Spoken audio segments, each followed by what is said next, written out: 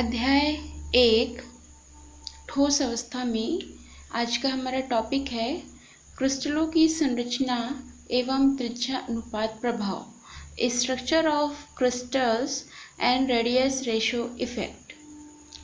Crystal की संरचना इकाई सेल से बनी होती है। इकाई सेल में हमने देखा कि ये इनके कोनों पर जालक बिंदु होते हैं, मध्य में जालक बिंदु होते हैं। इस आधार पर इनकी संरचनाओं को तय किया जाता है।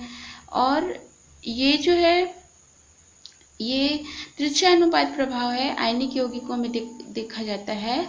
और आयनिक यौगिकों के स्थायित्व के लिए जो प्रत्येक धनायन है वो एक निश्चित संख्या में ऋणायनों से घिरे रहते हैं, और जो ऋणायन होते हैं वो एक निश्चित संख्या में धनायनों से घिरे होते हैं। तो ये जब ये धनायन और ऋणायन एक दूसरे को एक निश्चित संख्या में घेर के रखते हैं तो इनके बीच में प्रबल विद्युत आकर्षण बल, स्थिर विद्युत आकर्षण बल उत्पन्न होता है। तो ऐसा हमने क्रिस्टल ठोसों के वर्गीकरण में पढ़ा था कि ये 4 प्रकार के होते हैं, जिसमें पहला प्रकार था आयनिक ठोस। तो जो वो आयनिक यौगिक या आयनिक ठोस है वो यहाँ पर उसी चीज़ को बताया जा रहा है। तो इसमें हम पहले त्रिज्या अनुपात को देख लेते हैं। त्रिज्या अनुपात रेडियस रेशियो। तो जो आयनिक ठोस में धनायन की त्रिज्या और ऋण आयन की त्रिज्या के अनुपात को ही त्रिज्या अनुपात कहते हैं। ये त्रिज्या अनुपात किसके लिए बता रहा है? आयनिक ठोसों के लिए, मतलब जिसमें आयन रहेगा, धन आयन और ऋण आयन रहेगा। तो धन आयन की त्रिज्या बटे ऋण आयन की त्रिज्या। तो त्रिज्या को हम r से प्रदर्शित करते हैं, तो r+/r-। यदि त्रिज्या अनुपात अधिक होता है तो धनायन का आकार अधिक एवं उपसंयोजन संख्या अधिक होता है। इसको ध्यान रखेंगे। त्रिज्या अनुपात एक महत्वपूर्ण कारक है जिसके द्वारा आयनिक यौगिकों की समन्वय संख्या तथा संरचना के बारे में अनुमान लगाया जा सकता है। मतलब त्रिज्या अनुपात का एक टेबल है, उसमें एक परास दिया गया है कि कितने कितने परास में उसकी समन्वय संख्या कितनी होगी और समन्वय संख्या के आधार पर उसकी संरचना कैसी होगी। तो इससे हम जो है त्रिज्या अनुपात को एक महत्वपूर्ण कारक कहा गया है। नेक्स्ट है त्रिज्या अनुपात नियम। क्या है त्रिज्या अनुपात नियम? जो आयनिक यौगिक होते हैं, आयनिक यौगिकों में त्रिज्या अनुपात एवं समन्वय संख्या और उसकी ज्यामिति के मध्य जो संबंध होता है, यानी कि जो त्रिज्या अनुपात, यह भी हमने त्रिज्या अनुपात पढ़ा, प्लस त्रिज्या अनुपात से किसका संबंध है? उपसंयोजन संख्या का संबंध है, यानी कि समन्वय संख्या का संबंध है। और जब हमको त्रिज्या अनुपात और समन्वय संख्या पता चल जाती है तो उसकी ज्यामिति भी पता चल जाती है। तो ये उसके बीच में संबंध को दिखाता है, इसी को कहते हैं त्रिज्या अनुपात नियम। देन नेक्स्ट है जो अभी हमने त्रिज्या अनुपात देखा, इससे रिलेटेड कुछ न्यूमेरिकल, हम 1-2 न्यूमेरिकल देखते हैं जिससे आपको ये आसान लगे। तो क्वेश्चन है 2 आयन A+ तथा B- की आयनिक त्रिज्या क्रमशः 88 pm, pm यानी पिकोमीटर जो कि लंबाई को नापने की इकाई होती है, तथा 200 pm है। यौगिक AB की सघन संकुलित संरचना में A+ की उपसंयोजन संख्या ज्ञात कीजिए। तो हमको यहाँ पर क्या दिया है? A+ और B- की आयनिक त्रिज्या, मतलब A+ की आयनिक त्रिज्या 88 pm और B- की आयनिक त्रिज्या 200 pm दी हुई है। यानी कि हमको त्रिज्या अनुपात में धनायन की त्रिज्या और ऋणायन की त्रिज्या का मान ज्ञात है। तो यहाँ पर हम केवल मान रख देते हैं 88 pm अपॉन 200 pm, जो धनायन की त्रिज्या का मान और ऋणायन की त्रिज्या का मान, और फिर इसको भाग दे देते हैं तो इसका मान आता है 0.44। तो यह मान जो हमने कहा कि एक परास रहता है, एक रेंज रहता है, तो ये जो 0.44 है यह 0.414 से 0.732 की परास में है। इसलिए इसकी उपसंयोजन संख्या, मतलब A+ की उपसंयोजन संख्या 6 होगी। नेक्स्ट क्वेश्चन है यदि Na+ एवं Cl- आयनों की त्रिज्याएं क्रमशः 95 pm एवं 181 pm हो तो सोडियम क्लोराइड क्रिस्टल की संरचना बताइए। अब इसमें क्या दिया है, इसमें आयनिक त्रिज्या का मान दिया हुआ है दोनों आयनों के, और उसमें हमको क्रिस्टल की संरचना बताना है कि ये किस प्रकार की सरल घनी सेल है, ये अंतः केंद्रित घनी सेल है कि फलक केंद्रित घनी सेल है। इस तरीके से हमको उसकी संरचना बतानी है। तो ये भी प्रश्न त्रिज्यानुपात से ही रिलेटेड है। तो हम त्रिज्यानुपात का फॉर्मूला लगाएंगे, जो धनायन की त्रिज्या और बटे ऋणायन की त्रिज्या। तो धनायन की त्रिज्या R+ और बटे ऋणायन की त्रिज्या R-। यहाँ पर ये Na+ की त्रिज्या है और यहाँ पर Cl- की त्रिज्या है। तो हम इसमें जो Na+ है उसका मान क्या 95 pm, तो यहाँ रख देंगे, और Cl- की त्रिज्या का मान 181 है तो उसको यहाँ रख देंगे, और दोनों को डिवाइड करेंगे तो इसका मान आता है 0.524। तो यह अनुपात भी किसके जैसा है, ये अनुपात 0.414 से 0.732 के परास के मध्य में है। तो जब इस परास के मध्य में रहता है तो उसकी उपसंयोजन संख्या 6 होती है, तो इसकी संरचना जो है अष्टफल की होगी।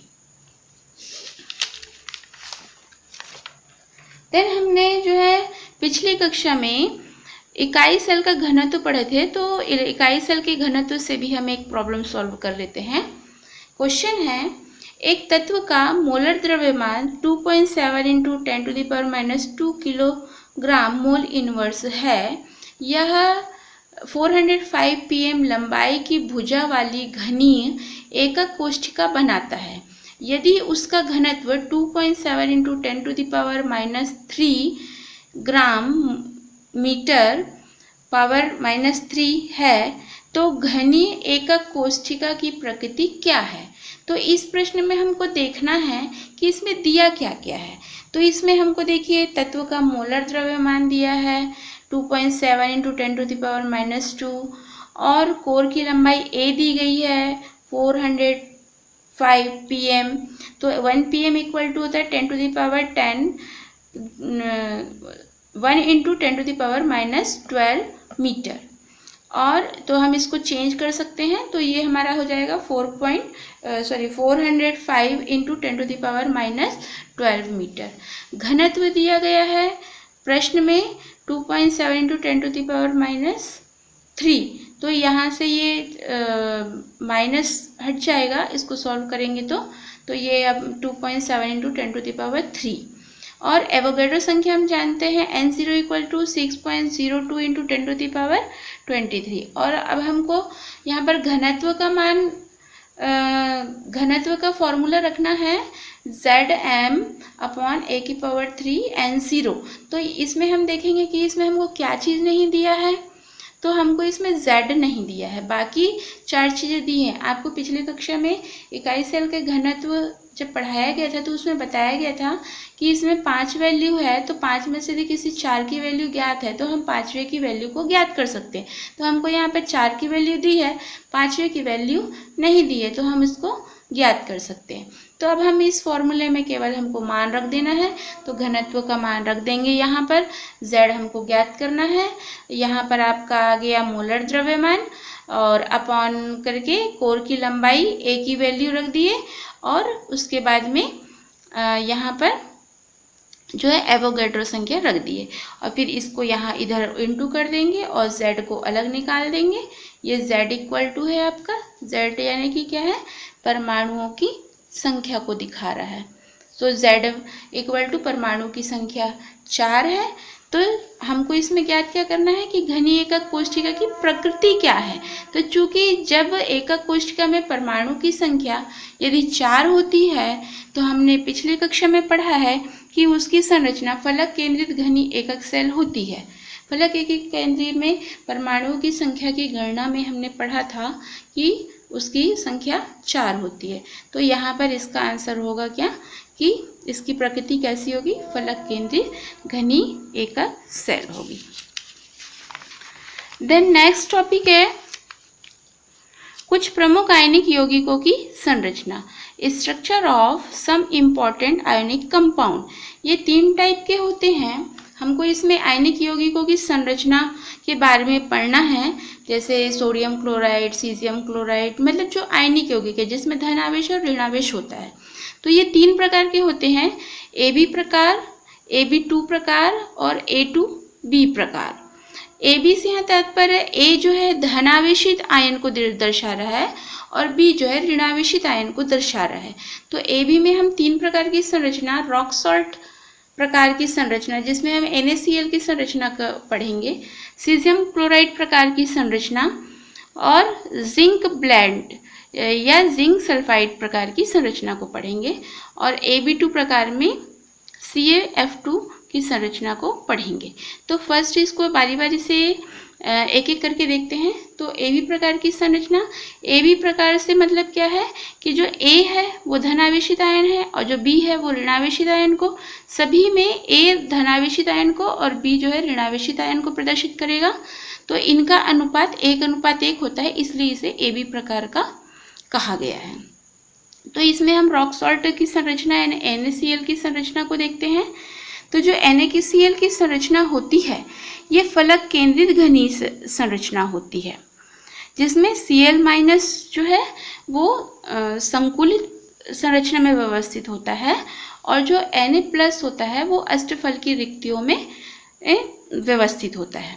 जो NaCl की संरचना होती है, NaCl की संरचना में जो Cl- आयन होता है वो 6 Na+ आयनों से और जो एक Na+ आयन होता है वो 6 Cl- आयनों से घिरा होता है। इस कारण सोडियम क्लोराइड में जो सोडियम प्लस की समन्वय संख्या वो 6 होती है, क्योंकि वह 6 Cl- से घिरा होता है, और Cl- आयन की समन्वय संख्या भी 6 होती है, क्योंकि वह 6 Na+ की संख्या से घिरा होता है। तो हम इसकी संरचना देखते हैं। NaCl की संरचना आप देख रहे हैं, इकाई सेल बना हुआ है और इन्हीं इकाई सेल को अरेंज करके ये सोडियम क्लोराइड का एक क्रिस्टल जालक बना हुआ है। तो इसमें ये इकाई सेल में हम क्या देख रहे हैं, जो ये भरे हुए जो गोले हैं, ये भरे हुए गोले Cl- को दर्शा रहे हैं, और जो खाली गोले हैं ये खाली गोले सोडियम प्लस आयन को दर्शाते हैं। तो यहाँ पर जैसे बोला गया कि एक जो Na+ आयन है, जो Na+ आयन है ये 6 1 2 3 4 5 6 Cl- से घिरा होता है, और जो Cl- होता है ये 1 2 3 4 5 6, इन 6 आयनों से Na+ 6 आयनों से घिरा हुआ होता है। तो Na+ की आयनिक त्रिज्या 95 pm और Cl- की आयनिक त्रिज्या 181 pm होती है। तो इस त्रिज्या अनुपात 0.525 होगा और इसकी संरचना जो है इस मान के आधार पर इसकी संरचना अष्टफल की व्यवस्था को प्रदर्शित करेगी। अब जो इकाई सेल है, इकाई सेल में हम क्या देख रहे हैं कि देखिए इसमें एक कोने पर ये Cl- फिर Na+, Cl- Na+, Cl- Na+, मतलब एक इकाई सेल में 4 Cl- और 4 Na+ आयन उपस्थित है। तो ये कैसे हैं, इसकी गणना हम कैसे करेंगे? तो इसकी गणना देखते हैं कि कैसे Na+ की संख्या 4 है और क्लोराइड आयन की संख्या 4 है। अच्छा, सोडियम क्लोराइड में हम इसको सोडियम और इसको क्लोरीन नहीं पढ़ेंगे, इसका ध्यान रखेंगे, क्योंकि इसमें जब माइनस लग गया है तो हम उसको क्लोराइड कहेंगे। सोडियम को सोडियम ही कहेंगे, Na+ होने पर भी सोडियम ही कहेंगे, लेकिन Cl में माइनस लग जाने पर उसको क्लोराइड कहेंगे। तो यहाँ पर हम इसको क्लोरीन शब्द का प्रयोग नहीं करेंगे। तो सोडियम आयनों की गणना कैसे करेंगे? जो सोडियम आयन है, यहाँ पर देखिए कि सोडियम आयन जो है वो कहाँ कहाँ पर है। एक तो फलक के मध्य जो किनारे हैं, फलक के किनारे उसके के मध्य में है, तो किनारे के मध्य में है मतलब इसका कितना भाग आएगा, 1/4 भाग, क्योंकि हमने नियम में पढ़ा है कि यदि घन के मध्य में यदि जालक बिंदु होता है तो उसका इकाई सेल में 1/4 ही भाग साझा करता है। तो इसका मान कितना हो जाएगा, चूँकि 12 है ये कैसे हुआ, 1 2 3 4 और फिर 4 5 6 7 8 9 10 11 12। तो इस तरीके से ये 12 सोडियम प्लस आयन हुए जो 1/4 भाग को शेयर करता है, और सेंटर में 1 है। तो जब सेंटर में होता है तो इसका मतलब क्या है कि वो पूरा इकाई सेल को अपना पूरा भाग देता है, मतलब 1 भाग देता है। तो इस कारण से ये 4 से 12 कट हो जाएगा तो 3 बचेगा। तो 3 + 1 = 4 Na+ आयन। और Cl- आयन की गणना कैसे करेंगे, जो Cl- आयन है वो कहाँ कहाँ पर है, तो ये हम देख रहे हैं कि ये कोने पर भी है और ये बीच में भी है। तो यहाँ पर हम क्या बोलेंगे कि जो Cl- आयन है वो कोने पर कितने, 1 2 3 4 5 6 7 8, यानी 8 कोने पर है। और जब कोने पर होते हैं तो नियम के अनुसार वो अपना 1/8 भाग देते हैं। और फलक के केंद्र पर देखते हैं, ये देखो ये फलक के केंद्र पर 1 2 3 4 5 6, तो 6 फलक के केंद्र पर है, तो इसलिए जो फलक के केंद्र पर होता है वो अपना आधा भाग ही देता है। तो इस प्रकार से इसको हाफ से इंटू करेंगे तो यहाँ पर 2 6 से कैंसिल हो जाएगा और 8 8 से कैंसिल हो जाएगा, तो यहाँ पर 1 बचेगा और यहाँ पर 3 बचेगा। इस तरीके से 3 और 1 4 Cl- आयन रहेंगे। इसलिए कहा गया कि इकाई सेल में 4 Na+ आयन और 4 Cl- आयन हैं। इस तरीके से Na+ आयन और Cl- आयन की गणना कर लेते हैं। तो जो Na+ की संरचना है इसी के जैसे और भी उदाहरण हैं, lithium chloride, potassium bromide, silver chloride, magnesium oxide, calcium oxide, और भी बहुत सारी संरचनाएं कैल्शियम क्लोराइड की तरह ही होती है। इसमें दूसरा संरचना है सीजियम क्लोराइड। सीजियम क्लोराइड की संरचना में ये अंतःकेंद्रित घनी संरचना होती है। अंतःकेंद्रित मतलब कि जिसके कोने पर तो जालक बिंदु रहेंगे या अवयवीकरण रहेंगे, लेकिन उसके केंद्र में भी जालक बिंदु उपस्थित होगा। तो जो सीजियम क्लोराइड संरचना है उसमें सीजियम+ आयन 8 Cl- आयन से तथा प्रत्येक Cl- आयन 8 CS+ आयन से घिरा होता है, इसलिए इसकी समन्वय संख्या 8:8 होती है। CS+ की आयनिक त्रिज्या 169 pm और क्लोराइड आयन की आयनिक त्रिज्या 181 pm होती है। तो इसका त्रिज्या अनुपात कितना होगा, 0.93। तो 0.93 होने के कारण इसका संरचना क्या है, अंतःकेंद्रित घनी संरचना। इसके इकाई सेल हम देख रहे हैं, तो इकाई सेल में यहाँ पर जो ये चित्र दिया हुआ है इसमें जो खाली गोले हैं वो CS+ को और जो भरे गोले हैं वो Cl- को दर्शा रहे हैं। हम भरे गोले को Cl- से, पिछली जो सोडियम क्लोराइड की संरचना थी उसमें भी भरे हुए गोलों को हमने Cl- से दर्शाया है। तो ये गोलों को अलग अलग नहीं करेंगे, नहीं तो फिर कन्फ्यूजन हो जाएगा। तो एक ही प्रकार की जैसे संरचना बनाएंगे। तो क्लोराइड आयन के गोलों को भरे हुए गोलों से प्रदर्शित करते हैं। तो इसमें इकाई सेल में CS+ और Cl- आयन की गणना करनी है। तो CS+ आयनों की संख्या की गणना कैसे करेंगे कि यहाँ पर देखेंगे CS+ आयनों की संख्या की गणना में घन के केंद्र पर 1 है।